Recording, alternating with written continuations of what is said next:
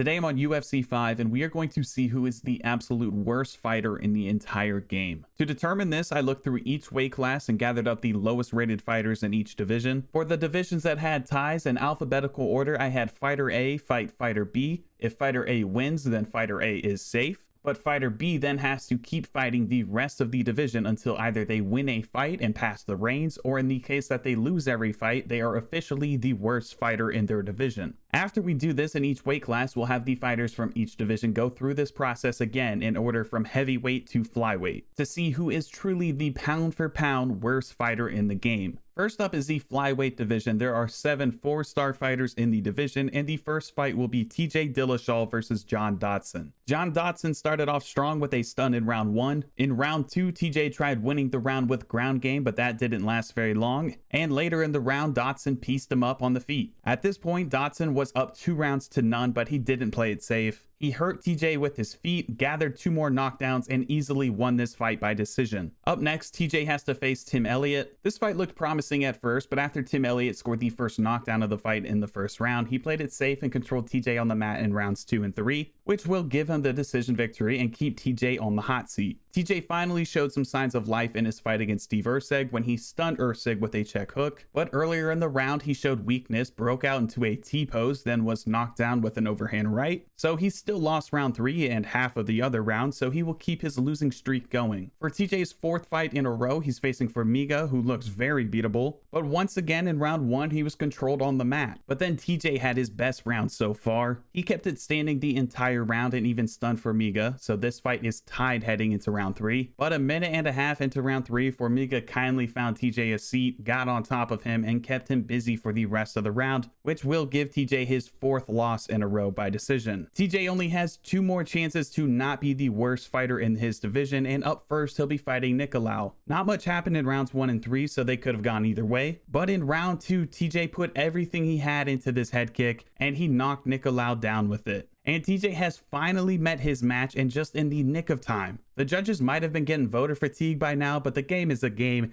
TJ is safe. And for our last fight in the division, for all the marbles, we have Nicolau versus Perez, and I think the system worked perfectly. These guys displayed why they are truly the worst fighters in the division. They put on an absolute piss break of a fight, gave the judges little to work with. Perez went an impressive 1 for 10 on his takedown attempts, and if that wasn't enough, he lost his fight by decision and will be representing the flyweight division as the worst fighter. The bantamweight division is up next, and this one is pretty simple. We have 2 3.5-star fighters who will go head to head to determine who's literally the baddest man in the division. And it's Thomas Almeida versus none other than Brother Jr. But to be fair to the kid, he had the first non-decision victory so far after he choked out Almeida in the first round. Next up is the featherweight division, who has 7 3.5-star fighters. Fight number 1 was a great showcase of lack of talent. Amir Khani versus Bektic was an even match on the feet, but Bektic has very little takedown defense and ground game, so he's going to lose the first fight by unanimous decision. And after this fight, we saw the most dominant performance yet. Yes, Doo-Ho Choi knocked Bektic out in the first round, but that's not the point of this video. Bektic went on to get knocked out in every single remaining fight in the division. And with a clean sheet like that, he's not only moving on, but he's shown a lack of talent that might win him the entire contest across all divisions. The lightweight division is another head-to-head matchup for the belt, but it features our first ever 3-star fighters. But still, Joe Lauzon showed that there are levels to this. He went out in round 1 and got dominated. His leg was beaten up, his brain was definitely rattled, and with another knockdown in round 3, that's going to easily lose him this fight and this division. The welterweight division has 6 3.5-star fighters that will be more or less competing. Up first is Ben Askren versus Tom Breese. Turns out everyone except Breese knew what Ben Askren was here to do, because he had to tap out to an armbar not even 2 minutes into round 2. Breese versus Gall was a surprisingly entertaining fight. For rounds 1 and 3, this fight was just an old-fashioned boxing match. Both fighters stunned one another, but in round 2, Gall took advantage of the wrestling aspect of the sport and kept Breese pinned for more than half of the round. And that smart decision won him this fight and kept Breese in the hot seat. And it was all downhill for him from here. He got knocked out in his next fight. He lost 30-27 in the following fight, and in his last chance to not be the worst in the division, he was sedated by Mike Perry in the second round. For the next two divisions, we have two fighters that will be receiving automatic bids due to them being the lowest rated fighter of their kind in each division. For the middleweights, we have 3-star Sam Alvey, and for the light heavyweights, we have 3-star Gokhan Saki, which will bring us to an ever so interesting heavyweight division featuring 5 3.5-star fighters that are all pretty well known. Up first is Andrei Arlovsky versus Ilir Latifi. This was a close fight heading into round 3. Latifi is clearly wearing some damage on his face, but he got the first knockdown of the round with a head kick. He wasn't able to finish there. Arlovsky then knocked Latifi down with an overhand right, but he wasn't interested in finishing. He wanted the walk-off home run and he got it. Latifi's moving on and he's going to be hard to lose to. Dan Severn is up next. He's a pioneer of the sport and pretty much discovered wrestling for the UFC. His fighting style didn't make for an exciting fight, but he had top position for almost 7 minutes. He didn't do much while down there, but if I could stay on top that long myself, I probably wouldn't be eating cereal for dinner so often. Either way, Severn won by decision and Latifi will be moving on again. Up next for him is a scary one. He's facing Kimbo Slice. But as great as Kimbo was on his feet, he never had much ground game or cardio, and Latifi took advantage of that. Kimbo tapped in the first round, and Latifi is safe. For the last divisional fight, we have Kimbo Slice versus Stefan Struve. Both fighters would be an interesting representative of the division, but only one can move on. These two kept it competitive by keeping the fight standing and exchanging bombs with each other, but deep into the fight, Struve's 7-foot frame gave Kimbo some problems. He kept getting knocked down, and eventually Struve followed him to the mat and won this fight with ground and pound, which means Kimbo Slice will be representing the heavyweight division. And just to recap things, Saki will be representing the light heavyweights, Alvey for the middleweights, Brees for the welterweights,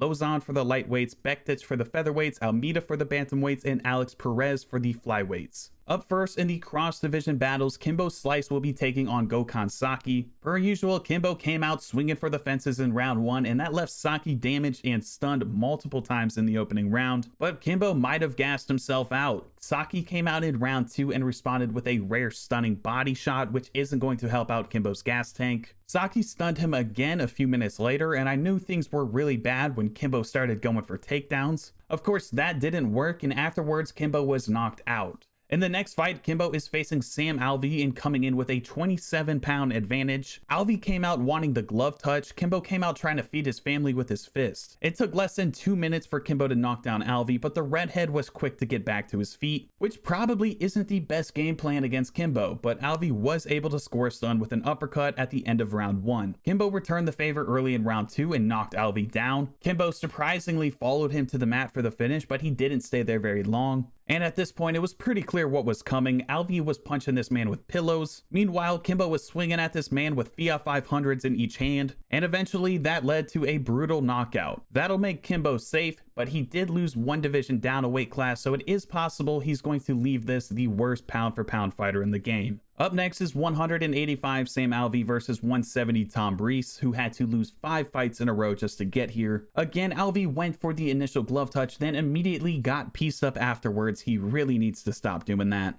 Alvey then followed that up by getting stunned twice in a row by the exact same kick, but Alvey was able to answer back later in the round with a stunning uppercut, and he almost took off Brees' head with a kick of his own. Alvey tried to steal the round with a late takedown, but even that didn't work for him. Round 2 was just a showcase of why these guys made it to this point in the first place. They both just took their foot off the gas, landed little to no damage. They didn't even try to land a takedown, and I have no clue how the judges scored that round. Thankfully, they woke back up in round 3. Sam Alvey still hasn't learned anything. He was stunned for the 3rd time in this fight by the same kick. Alvey responded by doing nothing other than getting his leg torn apart, and after this fight went the distance, Tom Brees won by decision, and Sam Alvey will be the second man to lose versus an opponent at a weight class below him. Next up, Sam Alvey will be facing Joe Lazzone, who is 30 pounds lighter than him. But that doesn't matter to Sam Alvey. He's got to treat this fight like any other fight, and he lost the fight by decision. To be fair, he might have been robbed, but with a 30-pound weight advantage, he lost his fight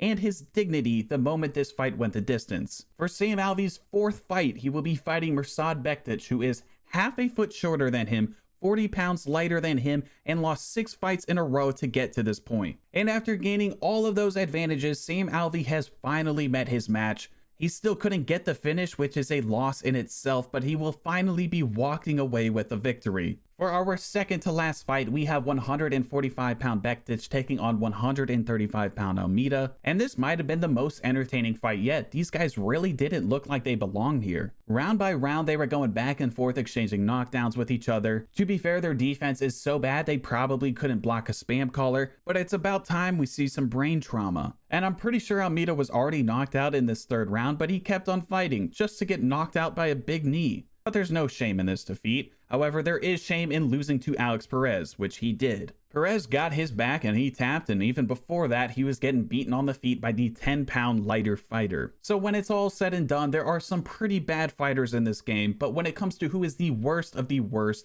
I have to go with Sam Alvey. As a middleweight, he lost to not only a welterweight, but also to a 3-star lightweight. Get this man out of my game. I want my storage back. And in second worst, I've got to go with Thomas Almeida when it comes to the overall pecking order of this game and to who, regardless of weight, is the worst fighter in this game. It's this man. He had a few decent fights, but still, if he fought Amanda Nunes, my money is on the manlier Brazilian, if you know what I mean. And for the third worst fighter in the game, I have to go with Kimbo Slice, just because he lost to a 3-star fighter that was down a division from him. To be fair, in reality, it was only a 7-pound difference. Still, the man has no cardio and no ground game, which is kind of important in the UFC. Although I still love having this man in the game. If you want a real challenge in this game, try winning with these fighters, but that'll do it. Thank you for watching. If you're subscribed, I love you. If you're not, I hope tonight you wake up in the middle of the night with a full bladder, have to get out of bed because of it, and then you can't fall back asleep afterwards.